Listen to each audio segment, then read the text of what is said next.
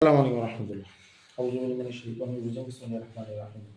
রব্বি জিদনি ইলমা রব্বি হাবলি হিকমা। 9.3 ত্রিকোণমিতি উচ্চতর গণিতে আমরা এখন করব মান নির্ণয় প্রদত্ত প্রদত্ত সত্য আরোপ করে বা পূরণ করে আলফার মান নির্ণয় খ নাম্বার করা। গতকালকে ক করছিলাম খ নাম্বার আজকে কি বলতেছে cos alpha is equal to minus half কি বলছে cos alpha is equal to minus half। তারপর আমার এখানে আলফার মান বের করতে হবে, এই আলফার মানটা বের করতে হবে সে 5/2 থেকে বড় আর কি 3/2 থেকে কি ছোট, 3/2 থেকে ছোট। কথা বোঝা যাচ্ছে? এটা করতে হবে।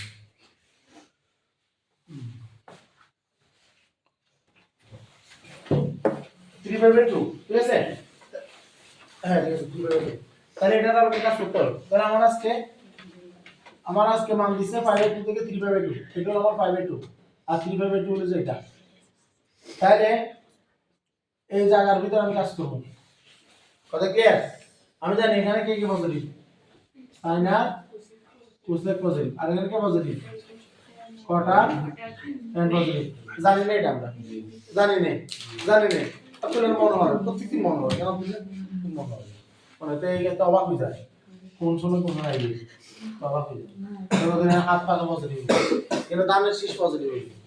ঠিক আছে, আচ্ছা এখন আমার কাছে cos alpha = -1, তাহলে আমার দুই জায়গায় তো cos নেগেটিভ, তাহলে দুই জায়গার মানে কিছু করার নেই। ঠিক আছে, তাহলে আসেন প্রথমে আমার কাজ কি, আমার কাজ হলো cos alpha = -1। তো আগে cos এর মান হাফ কোন জায়গায় আছে, কত ডিগ্রিতে, 30 ডিগ্রি না, 30 ডিগ্রি। আমরা যদি করতে যেতে গেলে আপনারা কি হচ্ছে কত 60 ডিগ্রি, কত 60 ডিগ্রি। তার মানে আমার যে ব্যাপারটা সেটা হলো আমি দেখতেছি 60 ডিগ্রিতে হলো আমার cos এর মান হাফ। তাহলে আমার দুইটা মান দিছে, কয়টা মান দিছে, একটা হলো এখানে, একটা হলো এখানে। কথা বোঝা যাচ্ছে? তাহলে আমার cos এর থিটার মানটা 60 ডিগ্রি রাখতে হবে। তাহলে আমি কি পাবো, আমি হাফ পাবো। আর এই দুই চতুর্ভাগে রাখতে পারলে সেখানে -1/2 পাবো। কথা বোঝা যাচ্ছে? এই দুই চতুর্ভাগে রাখতে পারলে আমি সেটা কি পাবো, -1/2 পাবো।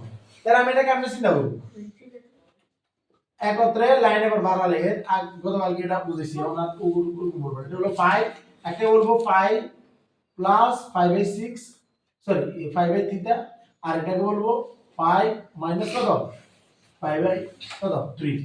কথা বোঝা যাচ্ছে? অর্থাৎ আমার থিটার মান 60 ডিগ্রি বরাবর আসবে।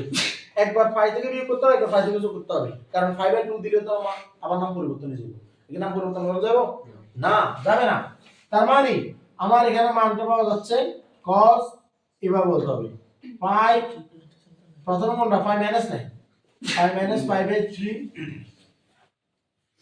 আবার cos 5 প্লাস 5 এর কত 3। কথা বোঝা যাচ্ছে? কথা বোঝা যাচ্ছে কিনা এটা আমাকে লিখতে হবে, এটাও পারছি। এখন নরমালি আমি জানি 180 থেকে যদি 60 যায় তাহলে হলো কত ডিগ্রি, 120 ডিগ্রি। যেটাকে আমরা সবাই বলে আসতেছি 2π/3। কত বলে আসতেছি, 2π/3। আগে থেকে বলে আসতেছি কত বলতেছি, 2π/3। আর এটা ছিল 240 ডিগ্রি, যেটাকে আমরা এত ডিগ্রি ধরে বলে আসতেছি 4π/3। কত বলতেছি, 4π/3। এখন তুই দেখ 3π বিয়োগ π মানে কত, 2π না? তুই দেখ 3π যোগ π মানে কত, 4π না? 4π তো। এখন আমি দুই পাশ থেকে আল্লাহর নামে cos কে বাদ দিয়ে দেব, তাহলে কত পাবো, 2π/3 আর কত 4π/3। কথা কি বোঝা যাচ্ছে? তাই না বুঝি ক্লিয়ার নেই, বুঝলেন কি করছি? আবার বলতেছি আমি দেখতেছি যে আমার 30 ডিগ্রি 60 ডিগ্রি মান হাফ, cos কত ডিগ্রি মান হাফ, 60 ডিগ্রি মান হাফ, কারণ আঙ্গুল একটা বাকি, একটা আঙ্গুল উপর পড়বো নিচে দিয়ে বের।